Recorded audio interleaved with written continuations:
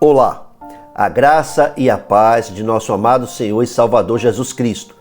Eu sou o pastor João Balbino e nesse vídeo nós veremos o verdadeiro significado do Natal, ou seja, o significado do Natal segundo a Bíblia. A nossa meditação está centrada em duas porções das Escrituras. Veremos alguns versículos em Mateus capítulo 2, onde trata da mensagem da manjedoura. Qual é? Jesus é Rei. É aquele a quem devemos buscar, perante quem devemos dobrar as nossas vidas, os nossos joelhos, abrir os nossos tesouros e dar culto. Em seguida, em Gálatas capítulo 4, nós veremos a mensagem completa, que para nós significou redenção, filiação, Espírito Santo e intimidade com Deus. Por favor, vamos iniciar em Mateus 2, de 1 a 2 e de 10 ao 11. Leamos. Depois que Jesus nasceu em Belém da Judéia, nos dias do rei Herodes, sábios vindos do Oriente chegaram a Jerusalém e perguntaram: onde está o recém-nascido rei dos judeus? Vimos a sua estrela no Oriente e viemos adorá-lo. Versículo 10. Quando tornaram a ver a estrela, encheram-se de júbilo.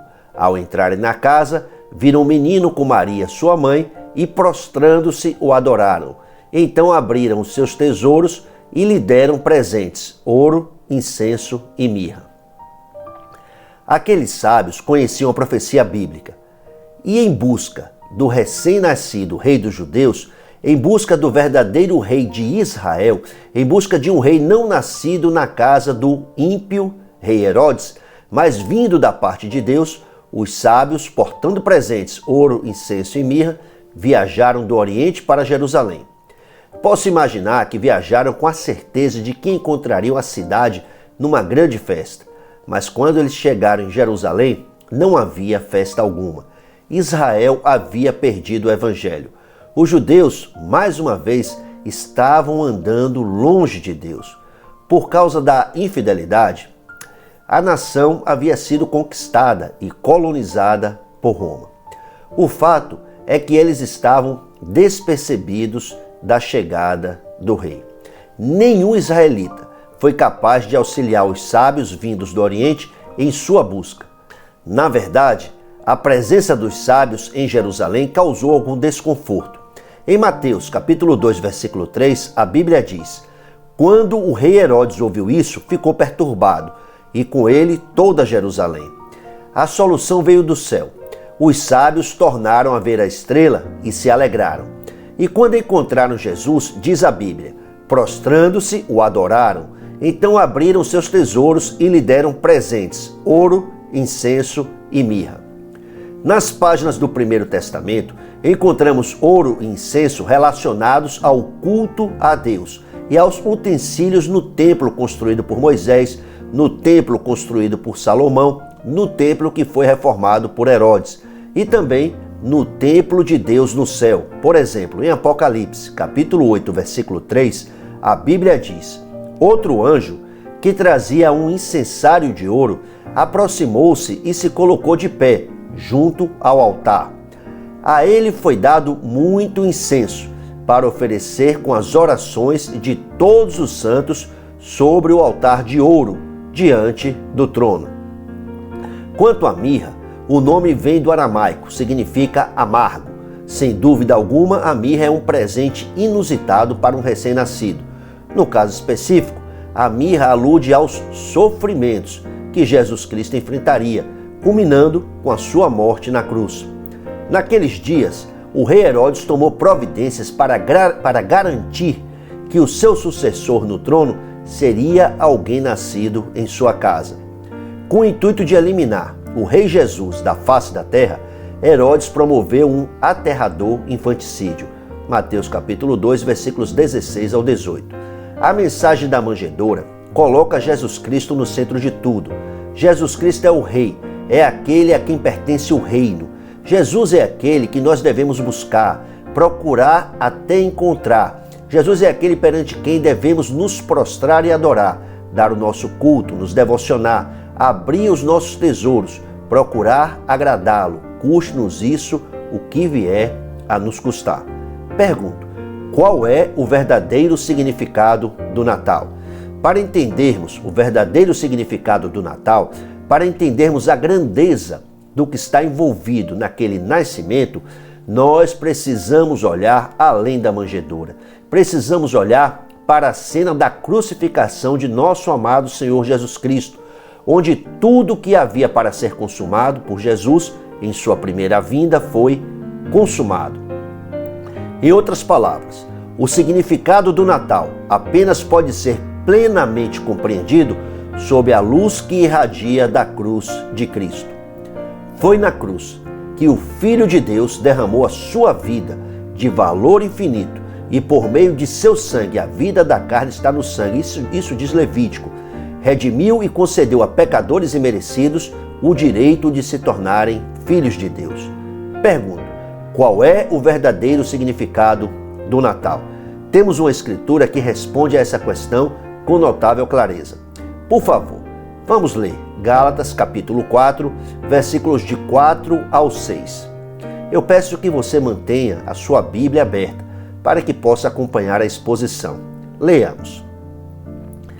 Mas quando chegou a plenitude do tempo, Deus enviou seu Filho, nascido de mulher, nascido debaixo da lei, a fim de redimir os que estavam sob a lei, para que recebêssemos a adoção de filhos. E porque vocês são filhos, Deus enviou o Espírito de seu Filho aos seus corações, o qual clama: Abba, Pai. A primeira expressão é quando chegou a plenitude do tempo. Para compreendermos o significado dessa expressão, precisamos investigar o contexto em que ela aparece na Bíblia. Por favor, observe. O texto em Gálatas, capítulo 4, versículos de 4 a 6, relaciona 4 bênçãos. Bênção número 1, redenção. Diz: Deus enviou seu Filho a fim de redimir os que estavam sob a lei.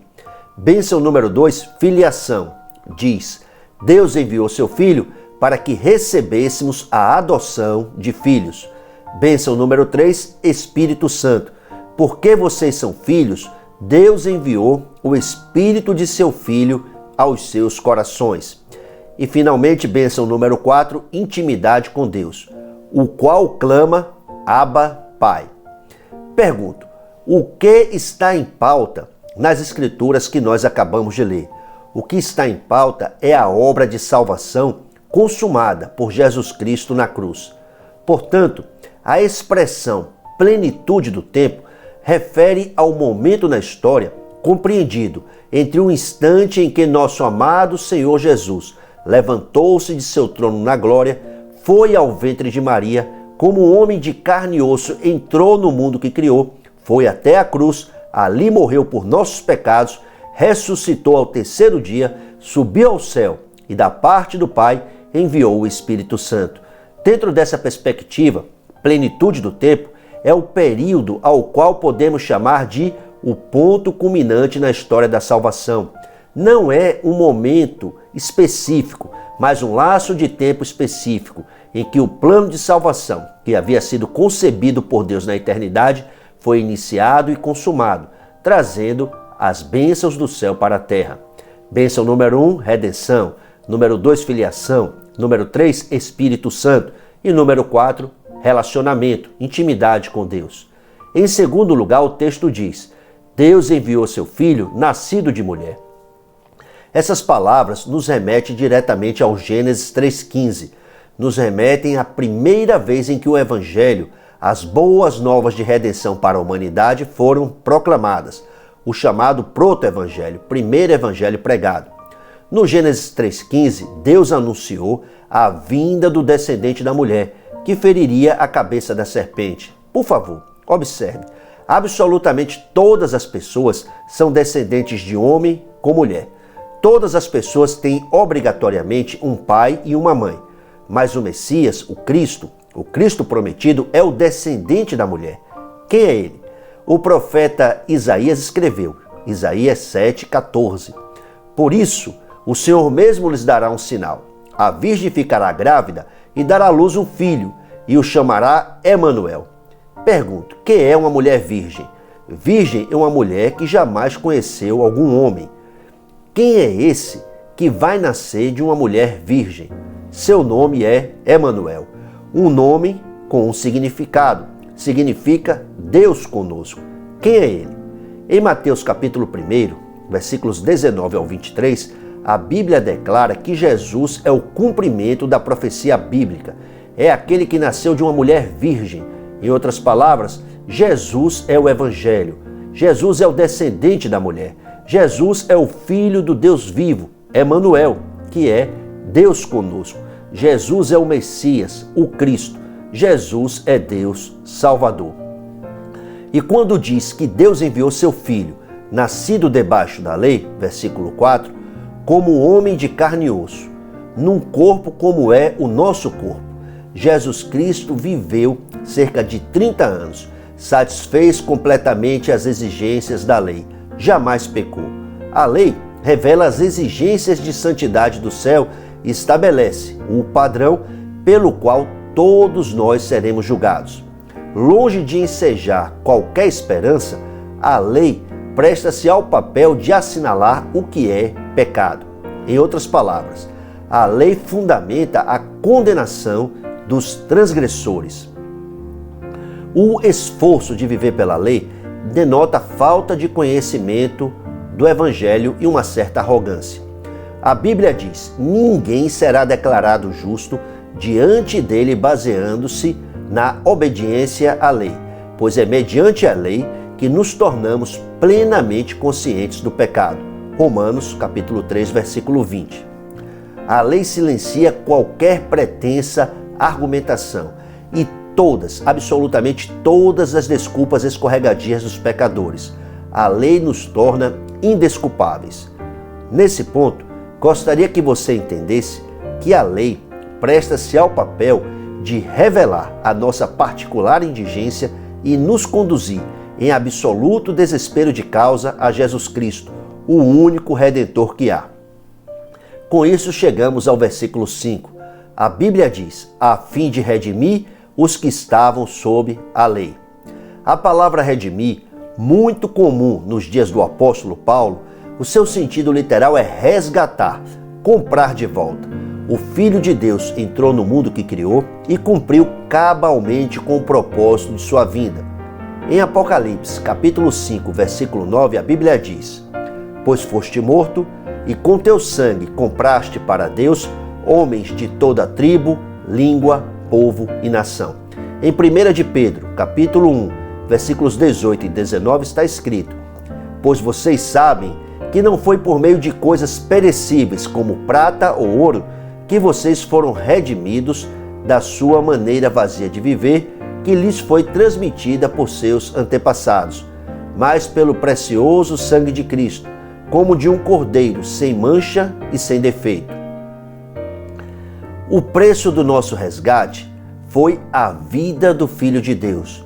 Quando diz, versículo 5, para que recebêssemos a adoção de filhos, o que precisamos entender nesse ponto é que Deus tem um só Filho. Seu nome é Jesus. Nós não somos filhos de Deus como Jesus Cristo é. Nós somos criaturas de Deus. Nós fomos criados do pó da terra. Contudo, por meio de Jesus Cristo, Deus nos redimiu e nos introduziu em sua família, como filhos adotivos.